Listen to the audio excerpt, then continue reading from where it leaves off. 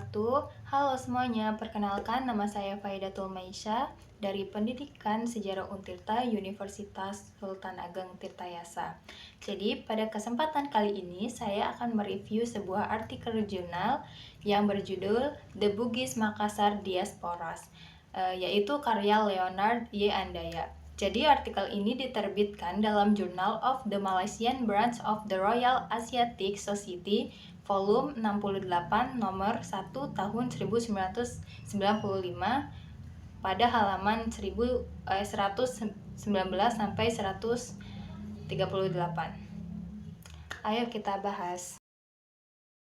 Pada kesempatan kali ini saya akan mereview sebuah artikel jurnal yang berjudul The Bugis Makassar Diasporas, yaitu karya Leonard Y. Andaya. Jadi artikel ini diterbitkan dalam Journal of the Malaysian Branch of the Royal Asiatic Society volume 68 nomor 1 tahun 1995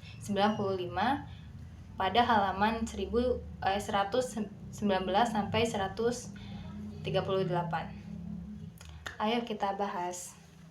Jadi ringkasan isi artikelnya ialah membahas sejarah atau penyebaran orang-orang Bugis dan Makassar dari Sulawesi Selatan pada periode abad ke-17 hingga ke-18.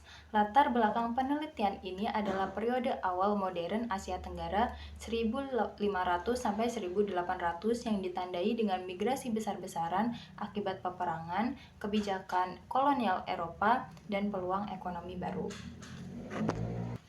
Tujuan utama penulis adalah menjelaskan mengapa diaspora Makassar berakhir dengan gagal, sedangkan diaspora Bugis justru berhasil menggunakan komunitas yang kuat di wilayah rantau, khususnya di wilayah Melayu.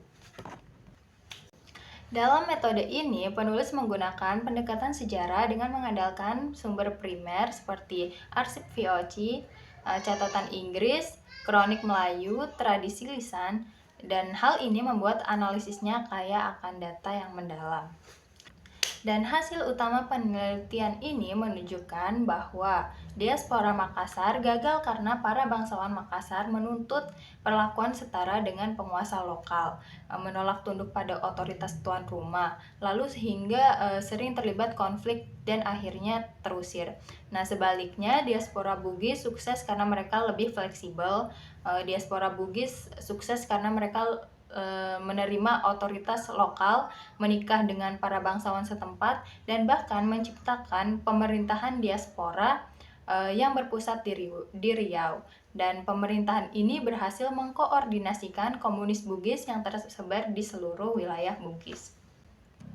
Dan analisis kritisnya itu menurut saya artikel ini tuh memiliki beberapa kekuatan. Nah, yang pertama itu penggunaan sumber-sumber primer yang beragam membuat tulisannya itu kredibel dan kaya akan informasi. Dan yang kedua itu ada pendekatan komparatif yang dimana antara Makassar dan Bugis ini sangat jelas sehingga pembaca mudah memahami perbedaan nasib kedua kelompok antara Bugis dan Makassar ini. Dan yang ketiga itu ada artikel ini tuh memperkenalkan konsep penting seperti siri atau kehormatan dalam budaya Bugis yang membantu menjelaskan motivasi di balik migrasi.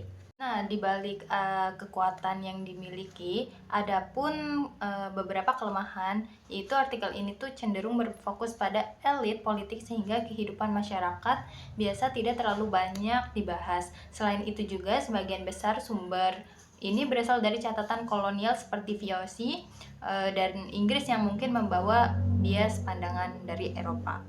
Adapun relevansi dan implikasinya, jadi artikel ini tuh bisa untuk memahami teori diaspora dan migrasi karena menyoroti faktor-faktor budaya, politik, dan strategi adaptasi komunitas perantau. Dan dalam praktiknya pembahasan ini tuh bermanfaat untuk studi sejarah mantim dan hubungan antar etnis dan bahkan kajian identitas di Asia Tenggara. Dengan mempelajari keberhasilan Bugis, kita itu dapat melihat bagaimana kelompok minoritas bisa bertahan dan berpengaruh di tanah baru melalui strategi aliansi dan adaptasi. Nah, sudah di ujung pembahasan, jadi kesimpulannya secara keseluruhan, saya menilai artikel ini sangat cocok dan layak dijadikan referensi karena artikel ini itu memberikan analisis yang komprehensif, berbasis data sejarah yang kuat, dan serta relevan dengan berbagai bidang studi seperti sejarah, antropologi, ilmu sosial. Dan bagi mahasiswa dan peneliti, artikel ini tuh bisa menjadi sumber penting untuk memahami dinamika migrasi, kekuasaan, dan identitas etnis di Asia Tenggara.